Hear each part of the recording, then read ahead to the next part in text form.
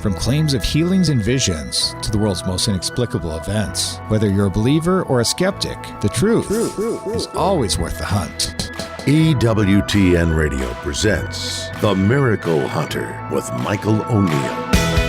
Welcome to the Miracle Hunter radio show on EWTN Radio. This is Michael O'Neill. I'm the Miracle Hunter. We've got a great show ahead for you today. Coming up on February 2nd is the feast day of one of the little-known but approved Marian apparitions in the Catholic Church, Our Lady of Good Success, whose feast day is on February 2nd, coming out of Quito, Ecuador. We'll be talking to Matthew Arnold, the absolute expert on this Marian devotion. And later in the show, we'll be connecting with Sister Mark Randall from the Carmelite Sisters of the Aged and Infirm, and we'll be talking about a might-be saint, Venerable Mother Mary Angeline Theresa McCrory. We did an episode of hers on the EWTN program, They Might Be Saints. We'll be connecting with Sister Mark about any updates to that canonization cause. For people who want to check out some television, you can go to EWTN.com and go to the EWTN.com/TV and check out the schedule. And on the schedule, you'll see two shows coming up of mine on January 31st. That's a Wednesday at 9 a.m. Eastern Time. The episode about Father Aloysius Schwartz. And he's a canonization candidate who dedicated his life to working with the poorest of the poor, establishing youth programs, founding religious orders that still serve his worldwide mission long after his death.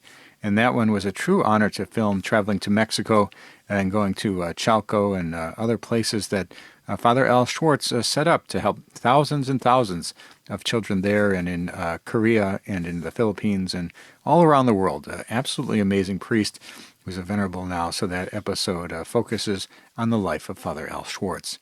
And if you're looking for an episode of Explore with the Miracle Hunter on Saturday, January 27th at 6 p.m. Eastern Time, you can travel with me to France and going to Pont-Maine, where the Virgin Mary, under the title Our Lady of Hope, appeared to farm children and to an army, precipitating the end of the Franco-Prussian War.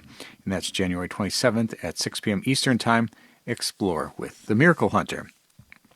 And later in today's show, we're going to be looking, like we always do, at the 365 Days with Mary project. For today, January 27th, we've got Our Lady of the Pillar from Castenasso in Italy in the year 1699. And the might-be saint of the day is Blessed Antonio Mascaro Colomina, who lived from 1913 to 1937 in Spain and was a martyr. And the question of the week: why does the local bishop get to decide if an apparition is true or false? I'll do my best to answer that one later in the show. And we'll be doing the segment, The Miracle of the Day, as we do for each and every day of the calendar year. This is something new we're doing for 2024. The Miracle of the Day is an earthquake in Montenero, Italy, January 27th, 1472. We'll tell you more about that in just a little bit. Let's take a look at the miracle news. We do this every week, where we look at the miracles happening around the world and those things that relate to miracles. And there was pretty big miracle news in the sense of we have the canonization of a saint coming up. And it's been all of 2023, there were no canonizations of saints. And just this past week, on Wednesday, January 24th, the Holy Father, Pope Francis, received in audience His Most Reverend Eminence Cardinal Semeraro, the prefect for the dicastery for the cause of saints. And during this audience, the Pope authorized this dicastery to promulgate several new decrees, including a miracle attributed to the intercession of Blessed Marie Leonie Paradis.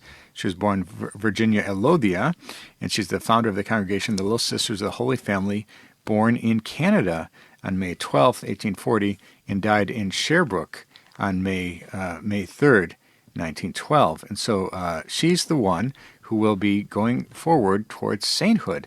And so for this canonization of Marie Leonie Paradis, the postulation of her cause presented to the dicastery's examination the alleged miraculous healing attributed to her intercession of a newborn baby from prolonged perinatal asphyxia with multiple organ failure and encephalopathy. And on October 30th, 1986, the mother, at the 41st week of gestation, arrived at the hospital in Quebec, and she went into labor with spontaneous contractions.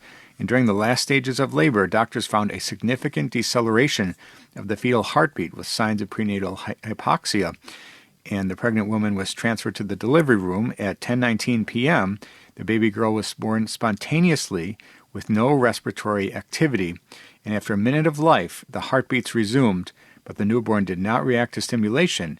She was immediately resuscitated with respiratory assistance, but with poor results. Therefore, she was intubated and subjected to intensive care. About an hour after her birth, the first spontaneous movements were noted in her baby, although hypotonia and poor reaction to stimuli persisted, and hypotonia, I suppose. The following day, on October 31st, 1986, just under 2 hours after giving birth, the newborn was transferred to the Montreal Children's Hospital, which was better equipped in neonatal care. And during the second night after the birth, between October 31st and Saturday, November 1st, Marie Leonie Paradis was invoked. A second invocation was made the following Monday, November 3rd.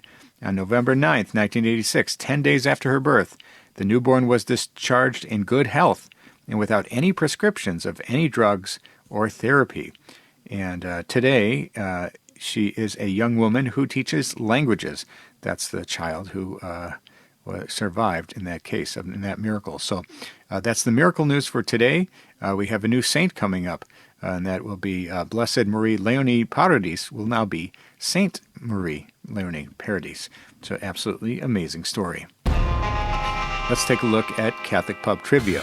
We do this every week where we ask a trivia question and give out a prize, the Miracle Hunter image of the Faces of Mary. We were talking last week about Venerable Bishop Barriga with the executive director of the Bishop Barriga Foundation, and that was Lenora McKean. Great interview last week.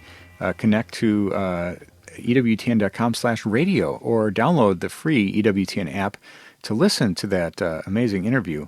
And the question last week kind of related to Bishop Barriga. As I said, we talked about Bishop Barriga, and the question was, what is the name of a fellow priest, an Italian from Wisconsin, also known for his missionary work like Bishop Barriga, was a friend of Bishop Barriga, and who is on the path to sainthood himself?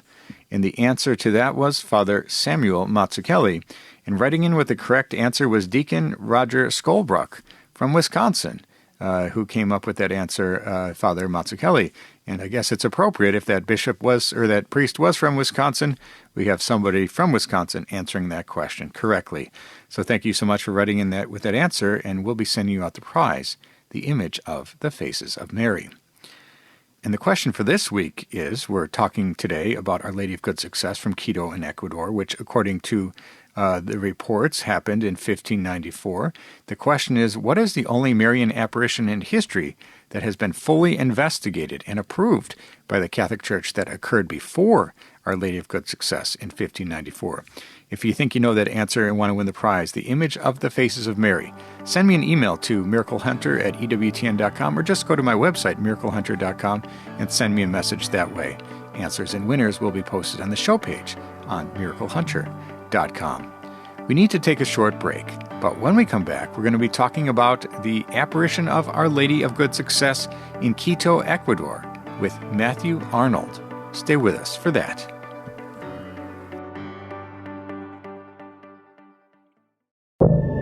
Now, back to the Miracle Hunter on EWTN. Here's Michael O'Neill. Welcome back. You're listening to the Miracle Hunter radio show on EWTN Radio. This is Michael O'Neill. I'm the Miracle Hunter. We talk a lot about Marian apparitions on this show, dating back hundreds of years perhaps. We talk about 1545 to 1563 being the Council of Trent, which is when they first started the investigative process related to Marian apparitions. And so we have an apparition happening very early on in that time, which would be 1594, which is, there are various dates that are given for Our Lady of Good Success, which happened in Quito in Ecuador, and whose feast day is celebrated on February 2nd. And it's a big one because people always talk about what are the prophecies of Marian apparitions, and there are a few notable ones. We talk about Pont-Main, perhaps. We talk, of course, about Fatima. But if you look at Our Lady of Good Success, an apparition that happened perhaps as early as the 1500s, we see some prophecies that are pretty spot on for the 20th century and beyond in our modern world. So I find that to be absolutely remarkable. We're joined today by an absolute expert on Our Lady of Good Success, and that is Matthew Arnold. We're excited to hear his take on this apparition from centuries ago. Thanks for joining us again, Matthew Arnold. That's great to be here, Michael. Thanks for having me. It's always great to have you back. And Our Lady of Good Success is a fascinating Marian apparition that if you ask most Americans, even devout Catholics or people who are interested in Marian devotion and things like apparitions, they might not know about. How is it that you first learned about Our Lady of Good Success? Okay, well, it's a odyssey. I went to work for St. Joseph Communications back in 1998, and somebody emailed me about it. But I couldn't find any information about it on the internet. I mean, there was virtually nothing about Our Lady of Good Success. And I thought, well, until I can vet this, there's lots and lots of Marian apparitions, of course. And of course, the prophecies that they were talking about seemed kind of spot on to be genuine, And then a couple of years later, actually after the turn of the century, I found a book about Our Lady of Good Success, and I got it from my wife for Mother's Day. And, she was very interested in it. And then we found out that a priest that we knew was going to go to Ecuador. And she said, oh, you've got to go. You should go down there and make a documentary about it, which is, kind of what I was doing at the time. And I said, gee whiz, honey, my passport's expired and I don't know anybody down there. And you have to have permission to bring cameras into places, I know I'm a convert to the Catholic faith, and the Rosary was very pivotal. And it seems like if my wife and the Blessed Virgin Mary gang up on me, then it's like there's nothing to do but comply at that point. So I flew down there, and honestly, the doors opened like magic. It was amazing. In fact, when I was interviewing the Mother Abbess there, they allowed me into the cloister, camera and all, and I did a interview with her, and she said, "We've been waiting for you." And not me personally, but someone from the Anglophone world to come and promote this devotion. And I've been doing it ever since. Wonderful. And people are probably wondering now, those people who haven't heard of Nuestra Señora de Buen Suceso, or Lady of Good Success, What is this Marian title anyway? It's kind of got a funny ring to it, doesn't it? It does. Especially to 21st century American ears, I always say it. Our Lady of Good Success sounds like some kind of Catholic version of the health and wealth gospel, right? Our Lady of the Big Payoff. Well, that's not what it means at all. Good success, Buen Suceso in Spanish means great event, technically. So her title and devotion to Our Lady of Good Success actually goes back to Spain in the 11th century, at least that far back. But in the New World, in Ecuador, the Conceptionist sisters there are devoted to her under the title, as you said, Nuestra Señora del Buen Suceso de la Purificación, which is Our Lady of the Great Event of the Purification, right, or the Feast of the Presentation. That's when Our Lady offered Jesus in the temple. And they point out that's the greatest offering that was ever made in the Temple of Jerusalem. And that, back in 2017, the sisters actually put out a letter, kind of a general letter to people around the world that were devoted to her. And they said that her role as co-redemptrix didn't start at the foot of the cross, but even at the moment of the presentation, she was already acting in that capacity because, it says the offering of her divine Son is accompanied with a complete offering of herself. Christ the Redeemer is offering himself, the co-redemptrix, Virgin Mother of God offering Christ, the Blessed Virgin completely offering herself. It's the greatest sacrifice ever to take place in the temple. And all the graces that, we receive through the sacraments come to us primarily through the priesthood. And without the priesthood, those channels of grace are cut off. And so they are particularly devoted to praying for vocations. Wonderful. And if we kind of detail some of the events that happened, there's some miraculous statue, you might say, in Marian apparitions, and you have the visionary who's now incorrupt and is venerable in our church. There are various aspects that are absolutely remarkable about this, and not even getting into the prophecies, which are amazing. Talk a little bit about the sequence of events that happened, especially related to the visionary. Right. Well, Mother Mariana de Jesus Torres was a novice in Spain who left for the New World in the late 1500s, as you mentioned, and I believe it was 1594. During the passage, there was a storm at sea where she had a vision of, the seven-headed dragon of Revelation trying to swamp the boat, and the Blessed Virgin Mary, putting a halt to it. So the visions really began then. When she got to the cloister and then she became a nun, she was fully professed. She became the abbess of the convent in 1599. Our Lady appeared to her when she was at prayer in the upper choir of the church, and she beheld a vision of the Trinity in the tabernacle. And then she said that, the archangels were there, and the Blessed, I'm getting ahead of myself. The Blessed Virgin Mary appeared to her in 1599 and said she wanted a statue made. A statue of her holding the infant Jesus in her left hand and the crozier and keys in her right hand, which symbolizes her being the perpetual abbess of the convent, right? Her authority over the convent. And Mother Mariana actually at first, she was afraid to go to the bishop to ask to have the statue made because she thought that he might not believe her. And so actually 10 years went by. And the Blessed Virgin appeared to Mother Mariana and said, you can't wait any longer.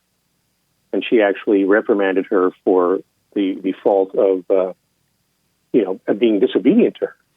Which I guess if you want to motivate a cloistered nun, that's the way to do it, have the Blessed Virgin show up.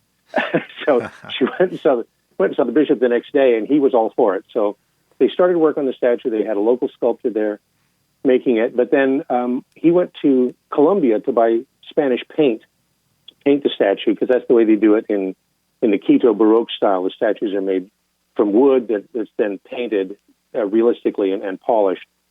And he went off to get the paint, promising to return in time to have the statue ready for the feast day, which is February the 2nd. And that would have been February 2nd, 1611, right?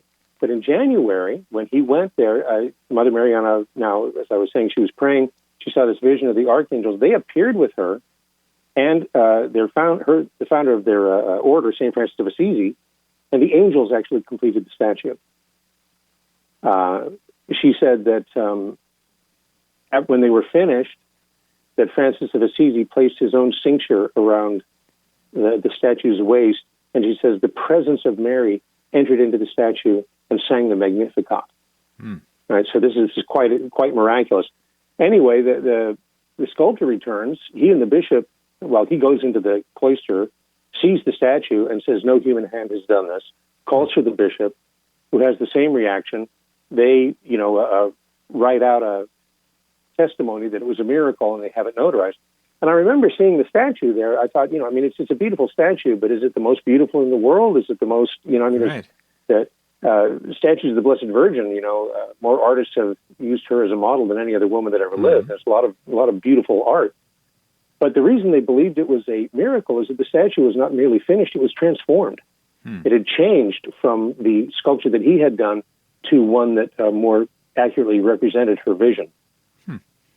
And it's there on display. I mean, it's in the cloister during the year, but on the novena preceding the feast day, they bring it into the cloister, or bring it into the church proper, and put it in the sanctuary so people can come and see the statue. And I believe also in the month of May they do that as well.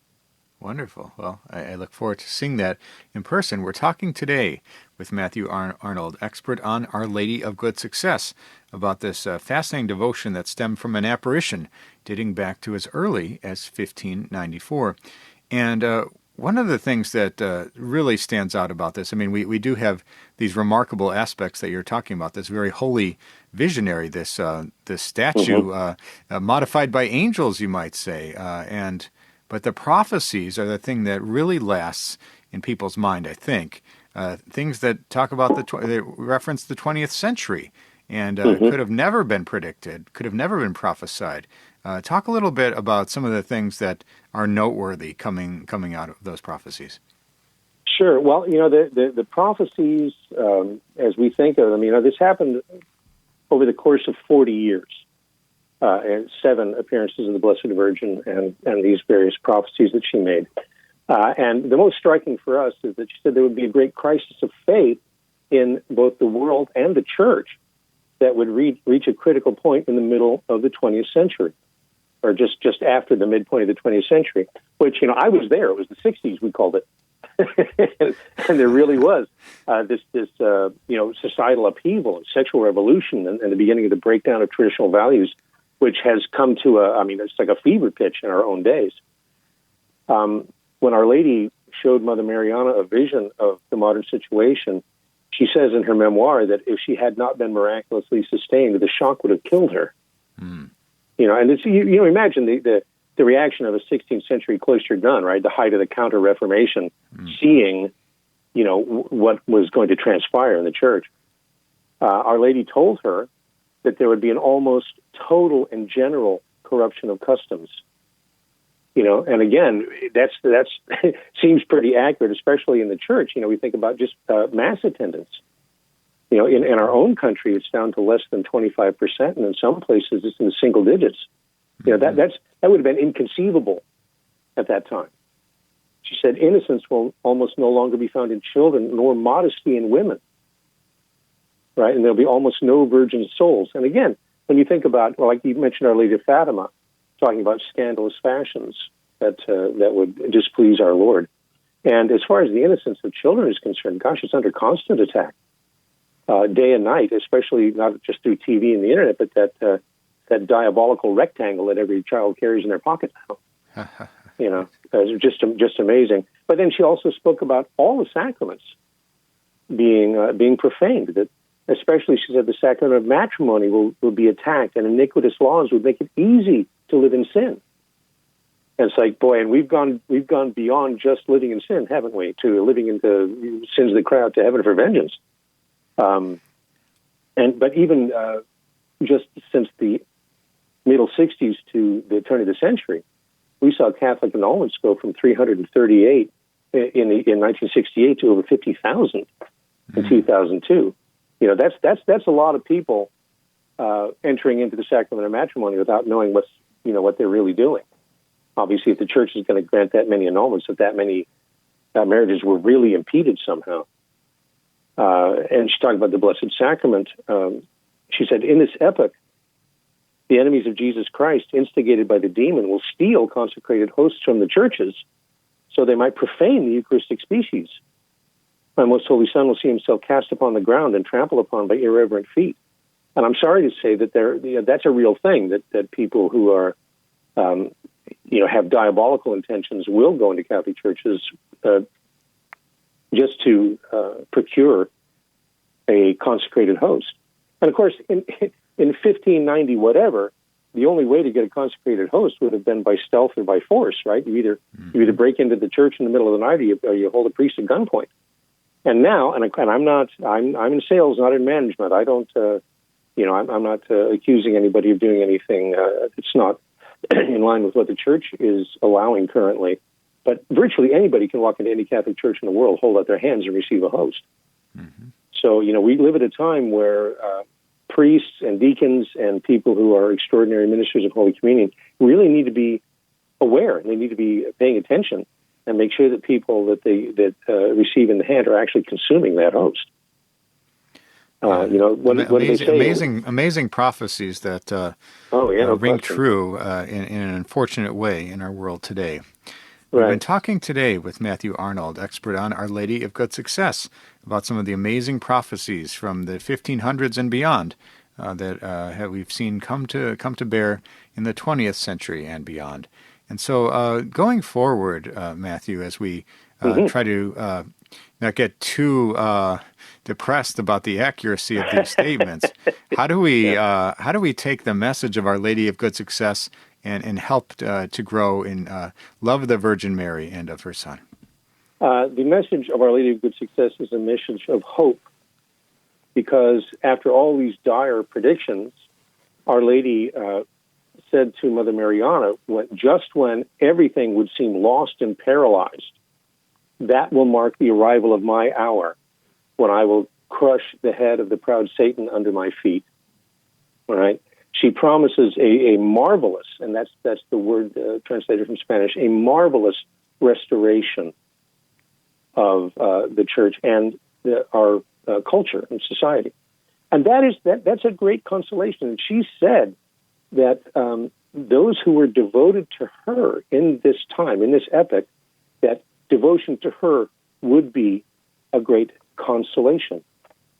And that's the thing. And, and we can recognize, I think we can see signs of the restoration even in the midst of all the crazy stuff that's going on. And especially, I think of what St. Hilary of Poitiers said, that it's a prerogative of the church that she's the vanquisher when she's persecuted, that she captures intellects when her doctrines are questioned, that she conquers all at the very moment when she's abandoned by all. And the Blessed Virgin said, and I think this is really key to Marian devotion in the 21st century, she said that in this epoch there will be great devotion to me for, and here's the quote, I am Queen of Heaven under many invocations. Right? That's the thing to remember. It's all Mary. That's right. Right? It's all of these devotions, Our Lady of Fatima, Our Lady of Guadalupe, it's Our Lady of Lourdes. It's all Mary. It's all the same Mary. That's right. And we've been talking today with Matthew Arnold about Our Lady of Good Success, one of the most incredible Marian apparitions in history, coming out of Quito in Ecuador. And tell us, Matthew, where can people find out more about Our Lady of Good Success and you, and perhaps new things that are coming out related to Our Lady of Good Success? Sure. I have a production company, Pro Multis Media. And that's PROMULTIS Media. And you can go to promultismedia.com. You can look up Our Lady of Good Success DVD, and you will find the documentary film that I did way back in 2007. And I wrote a booklet on it also about Mary of Good Success, and that's all available online. Also, coming up this later in February, Sophia Press is publishing a book by Jim Valois about Our Lady of Good Success, and they approached me about endorsing it, and actually I wound up writing a foreword for the book. So that's also coming out next month, more information about Our Lady of Good Success, and he does a fine job of telling the story, which obviously we just barely touched on today, and then also the various implications of the prophecies and hopefully the fulfillment of that final prophecy of that great restoration. Wonderful. Well, we're excited to check out that book, Our Lady's Prophecies from Sophia Institute Press, and your forward to the book. And we can listen to your podcast, No Nonsense Catholic. When does that come on? Well, you know what? There's a new one every Monday, and it is available every place on virtually every podcast platform. Wonderful. So you just search No Nonsense Catholic. Well, we're so grateful to you, Matthew Arnold, for shedding some light on the fascinating apparition of Our Lady of Good Success. Thanks so much for joining us on today's program. It's always an honor to be here, Michael. Thank you. God bless. That was Matthew Arnold. Check out him and his great work, No Nonsense Catholic, and the new book, Our Lady's Prophecies. We'll see his foreword to that book. And we need to take a short break, but when we come back, we're going to be looking at the question of the week. Why does the local bishop get to decide if an apparition is true or false? Stay with us for that answer. Now, back to the Miracle Hunter on EWTN. Here's Michael O'Neill. Welcome back. You're listening to the Miracle Hunter radio show on EWTN Radio. This is Michael O'Neill. I'm the Miracle Hunter. Hey, I love getting your questions. People write in from around the world with questions about miracles happening in today's world and those that have happened centuries ago. And people email in all the time, and I try my best to respond when I can, or I answer them on the show. But I really enjoy answering questions in front of an audience. And so when I travel around, I give 20 talks or so in any calendar year. We're talking about to parishes or conferences or other events. And I'll give a talk for about 45 minutes. These days I've been speaking a lot about Eucharistic miracles because this is a time of Eucharistic revival in our church in the United States. And a lot of parishes are trying to look for programming related to Eucharistic miracles. So that's been my major topic this year. But after I speak for 45 minutes to an hour, then afterwards I'll always open it up for questions. Sometimes it goes 15, 20, 30, and beyond minutes. People have so many questions. I'm always curious what people are thinking about, and I like to do my best to try to answer them. So we had a question coming in for this week. It says, Dear Miracle Hunter, why does the local bishop get to decide if an apparition is true or false? And that's from Jenny. And thanks, Jenny, for your question relating to bishops deciding about apparitions. And I think we've seen in some cases throughout history, or even modern history, where a local bishop in his diocese will say one thing, and perhaps bishops in other dioceses from around the world will pipe up and say they believe in that or don't believe in that. But they always leave it to the local bishop. And that sort of goes along the lines of the principle of subsidiarity, where it always goes down to the lowest local level first before any other decisions are made. And of course, the Vatican may be involved at some point, or the local bishops' conference may be involved at some point. But it's always the local bishop who's sort of on the ground and has the best eye view of what's going on with a case of any miracle or apparition. And also, you might say that it's in his backyard and it affects him the most, that local bishop. So it probably makes sense for him to be the one to be doing that, because oftentimes in claims of apparitions, if they're popular, you'll see big crowds coming out and many people with a lot of emotions getting involved in a situation like that. And we might say, where does this come from? The idea that the local bishop is the main authority. We can look at this 1978 document from the Vatican, the Norms of the Congregation for Proceeding and Judging Alleged Private Revelations and Apparitions, and that lists out the whole rule book of how the Catholic Church looks at apparitions. No newer document has been released. So that 1978 document, which was released sub secreto, meaning secretly around the world to the bishops, that's the document that's in play, and that's been used in the examination of apparitions like Our Lady of Good Help. In 2010, Bishop David L. Ricken used that document. You can tell by his statement that he goes through it step by step when he makes his announcement. So in that document, it says the local bishop is the primary authority when it comes to the investigation of Marian apparitions. And then the local bishop or the bishop's conference of that country can intervene if necessary, and then the Vatican can intervene if necessary after that. We look at a case like Medjugorje, perhaps, where we've seen the local bishop making some sort of a judgment. In 1991, the Zadar Declaration of the Yugoslavian bishops, and then the Ruini Commission happening at the establishment of Pope Benedict, and then going forward to Pope Francis after that. So we can see the escalating levels of church authority, but it always starts with the local bishop to make a decision about the supernaturality of an apparition claim. So thanks so much, Jenny, for your question. And if you have a question for the Miracle Hunter, you can send me an email to miraclehunter or questions@miraclehunter.com, and maybe I'll be answering your question on the air next week. Let's take a look at the 365 Days with Mary project. We do this every week where we look at the Marian devotion of the day as it lines up exactly to that day's date. You all know Fatima, May 13th, or Lourdes, February 11th, or Guadalupe, December 12th, but believe it or not, there's a different Marian devotion, a Marian title that lines up to each and every day of the calendar year. We're talking about feast days and miracles and the building of basilicas and other ways that Mary is honored every day throughout the year. And so for today's date, January 27th, we've got Our Lady of the Pillar from Castenaso in Italy in the year 1699. And the story goes that a painting in 1672 of Our Lady of the Pillar, the famous appearance of the Apostle St. James in Saragossa, Spain, was placed in a small town of Castenaso. On January 27, 1699, Maria Maddalena Azzaroni breezed by the chapel on her way to her aunt's house to get some oil, and she skipped saying her usual brief prayer, and she heard a voice, "Maria Maddalena, have you given up on your devotions to the Madonna?" And she went back, and the Virgin Mary stepped out of the painting with her arms outstretched and asked for her faithful devotion. And the church approved this prodigy 4 years later, and a sanctuary was constructed. Maddalena entered a convent some time later. So that's the amazing story of Our Lady of the Pillar from Castenaso in Italy in 1699. For more information on this fascinating devotion, or any of the other hundreds of Marian devotions from around the world, you can connect to the Facebook page of 365 Days with Mary. Go to the website, 365dayswithmary.com, or download the free app, 365 Days with Mary, Marian Calendar, if you go to the Apple App Store. And you can pick that one up and join any of the other thousands of people who are looking at the Marian devotion each and every day of the calendar year. Let's take a look now at the Miracle of the Day. This is a new segment we're doing for 2024 about miracles happening exactly on the date throughout the world, throughout history.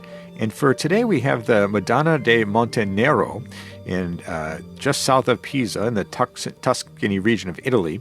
Our Lady is venerated for a miraculous appearance of her image to a crippled shepherd boy on the side of a mountain in 1345.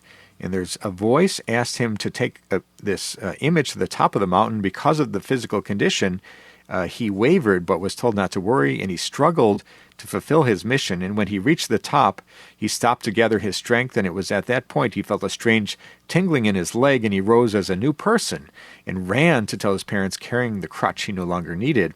And that's sort of the background of this miracle. There are many wondrous stories of Our Lady of Montenero and many miraculous events attributed to her. But the big one, tradition says that it was through her intercession that the city was saved from the devastation of an earthquake on January 27th, 1472. And it was an incredible thing where the entire town prayed, and the earthquake did not devastate their city. So that's January 7th, 1472, the miracle of the day. Let's take a look at the Sainthood News. We always do this where we connect about They Might Be Saints, which is a television series that airs on EWTN on Wednesdays at 9 a.m. Eastern Time. And we're talking about people on the path to sainthood, servants of God, venerables, blesseds, before they have all their miracles and are declared saints by Rome. And so we always like to keep you up to date about that show, and you can pick up the book, They Might Be Saints, at EWTNRC.com, my book on the topic. But just this week, we had some new sainthood news talking about people coming out down the pipeline. And so on Wednesday, January 4th, the Pope Francis received in audience His Most Reverend Cardinal Marcello Semeraro, the prefect of the Dicastery for the Causes of Saints. And during this audience, the Pope authorized the same dicastery to promulgate 6 new decrees, including one related to the martyrdom of the servant of God, Miko Rapaj, a diocesan priest born September 14, 1904, in Tenzin in Poland, and he was killed out of hatred of the faith in Odium Fidei on May 12, 1946, near Ploki in Poland. And he was a diocesan priest, and the idea of his murder arose in the context of hatred against Christianity. He was killed because of his pastoral activity, which was disliked by the regime, and his assassination presents the typical characteristic of crimes perpetrated by communists.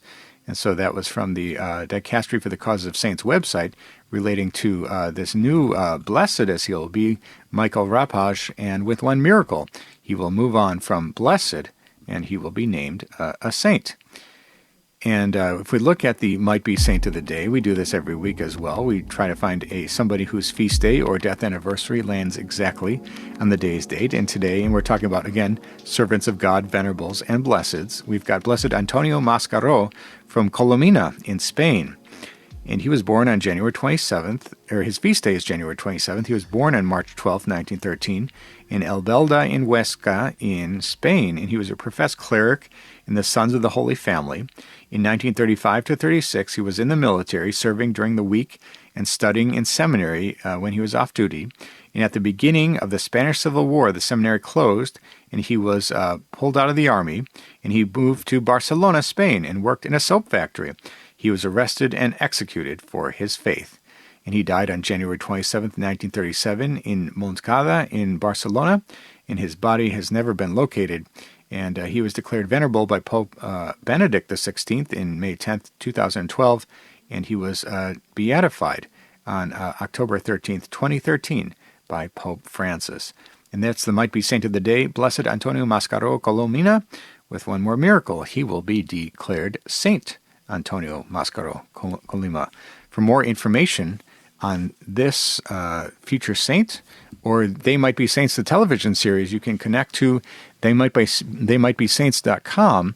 And on Wednesday, January 31st at 9 a.m. Eastern Time, you'll find on that website information about the next episode, which is Canonization. Candidate Father Al Schwartz dedicated his life to working with the poorest of the poor.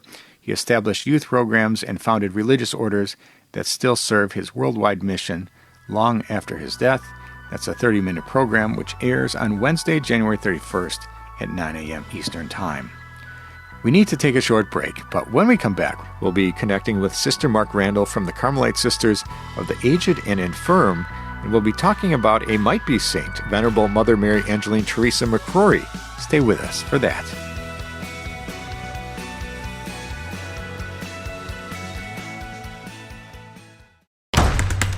Now, back to the Miracle Hunter on EWTN. Here's Michael O'Neill. Welcome back. You're listening to the Miracle Hunter radio show on EWTN Radio. This is Michael O'Neill. I'm the Miracle Hunter. People who know me know I'm from Chicago. I'm a Chicago guy, and it's awful cold these days, and we've been buried in snow for a couple of days anyway. And every time we get big snowstorms, I can't help but think back to filming an episode of They Might Be Saints about Venerable Mother Mary Angeline Theresa McCrory in upstate New York with the Carmelite Sisters for the Aged and Infirm. It was a wonderful episode that came from that effort, but I just remember the cold and the snow being there and all that went into that. So it was a great experience learning about the life of Venerable Mother Mary Angeline Theresa McCrory. And on the show and in my book, They Might Be Saints, and on the show, They Might Be Saints, I'd like to look at the lives of future American saints, those people on the path to sainthood. That's servants of God, venerable, blessed, before they have all their miracles and are declared a saint. And we have a number of these throughout the United States, and one with a remarkable life. One of the most inspiring stories that I've come across in all my research is Mother Mary Angeline Theresa McCrory. We're so excited today to be joined again by Sister Mark Randall from the Carmelite Sisters of the Aged and Infirm. Welcome back to the show, Sister Mark. Thank you. Well, it's great to connect with you again, and it's always good to get an update on the causes of these might-be saints. And I think that people around the United States are still learning about these future saints, and I'm trying to bring them to light with the television series. But one of my favorites, as I mentioned, was your mother, Mary Angeline Theresa McCrory. Let's just take it back a little bit and introduce people to her for those people who haven't heard that name. Mother Angeline Theresa was born in Northern Ireland and grew up part of her life in Northern Ireland. Then her family moved to Scotland so her father could find work because it was very difficult in Northern Ireland for Catholics at the time. So she moved to Glasgow, Scotland, and her early years were spent there as well. And she had a great love for her grandfather, and she also got to know the Little Sisters of the Poor in Glasgow, and they would visit the house as they were collecting funds for their ministry. And Mother was very attracted to their way of life and to caring for the elderly. She always had a great devotion to the elderly. She felt they could lead lonely lives and they needed love and attention. And looking at the lives of the Little Sisters, she was inspired that maybe this is something she should be doing. And what did she do next? How did she take that inspiration, seeing the Little Sisters perhaps coming to her home or to other homes and helping the poor? What did she do next to make that a reality? Well, actually, she waited. Her poor father worked in a steel mill, and he had a terrible accident, and he suffered for a whole month before he died. And she stayed another year home before she made that choice to move into religious life and to answer the call. So she then left for France eventually through London and became a Little Sister, went through the novitiate, and then ended up in the United States, her first mission. And she really grew to love the American people and the American way of life, and she really her whole professed religious life basically was in the United States. She went back to make her final vows to France, but then she went back to the Bronx, and she was made superior at a very young age. She was in her 30s. And she began to think that maybe more needed to be done for the elderly. You know, she was not content. She was a shy person, but she was not content to just live the status quo and care for the elderly the way. And I think that's one of the amazing parts about her life, the fact that she was so insightful to understand the people of the United States, how they might be different than how people were cared for in Europe. And then I'm also inspired by her, her stepping out in faith, because she did something that not many people have done, and it probably was extremely difficult for her to decide what to do next in order to care for the American elderly in a unique way. Talk a little bit about the steps that she took that were so difficult going forward. Well, it was a very painful experience for Mother. She loved the Little Sisters. She wanted to remain as a Little Sister, but at that time, it was after World War I. The community had been through a lot. The whole world had been through a lot. They'd been through the pandemic of that time, too. And they just wanted to kind of preserve the status quo in the home. And you can understand that.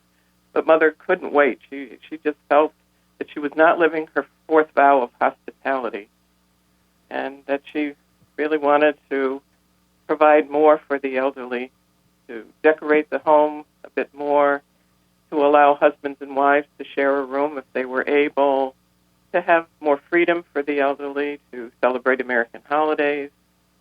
This was very important to her. And as I said before, she was a shy person, but she had that deep faith and dedication, and she felt that she needed to move forward. So she got advice from her spiritual director, who directed her to Cardinal Hayes in New York City. And he said, well, if this is the work of God, it will prosper. You know, if you feel this strongly, maybe you should set out on your own. So he helped her, and she and 6 little sisters moved into a former rectory in Upper Manhattan in 1929, a month before the stock market crashed, I might add, and started with 7 residents.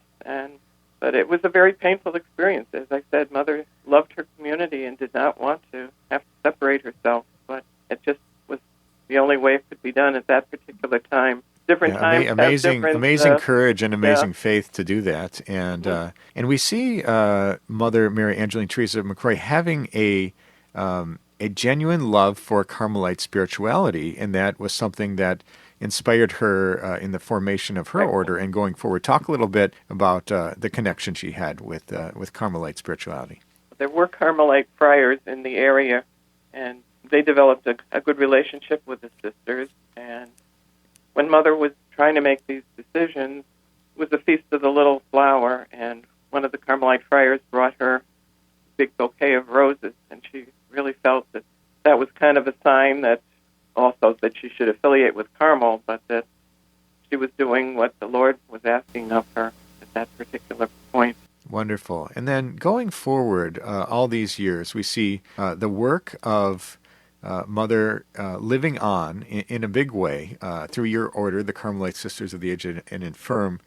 Talk about the spread of the charism established by Mother McCrory and the influence that she's had that's lived on even today. Mother certainly established many foundations in her time. Foundations come and go, as everything. Some have endured to the present day, and some have needed to close, but we keep opening and closing and opening and closing and serving people in various areas of the country. We also, in 1999, developed a Carmelite system, which helps our homes in various ways with services of insurance, centralized insurance, and centralized finance, and just in so many ways to relieve the burdens of our homes so that the administrators of our homes can concentrate on caring for the elderly and not worrying about negotiating insurance contracts and the like. So over time, things have morphed in many ways, and we continue, though, with her mission. The basic mission has not changed. It's just the way we live it out, because the field of the elderly has changed, and especially in the last few years, there's been a crisis through COVID, and we feel like Mother has helped us get through this latest crisis and helped us continue our mission. I don't think any nursing home is the same as it was before COVID. We've had strains and stresses, and we're kind of reinventing ourselves after this latest pandemic, and we feel Mother's presence right with us all the way, and we pray to her to get us through this and to continue our ministry to the elderly going forward. Absolutely. And when we look at the life of Mother Mary Angeline Theresa McCrory, we see that she died in 1984 in her cause for beatification opened in 1989, and she was declared venerable in 2012 by Pope Benedict XVI. And going forward, looking to move from venerable to blessed with a miracle, and a second miracle will get her to sainthood.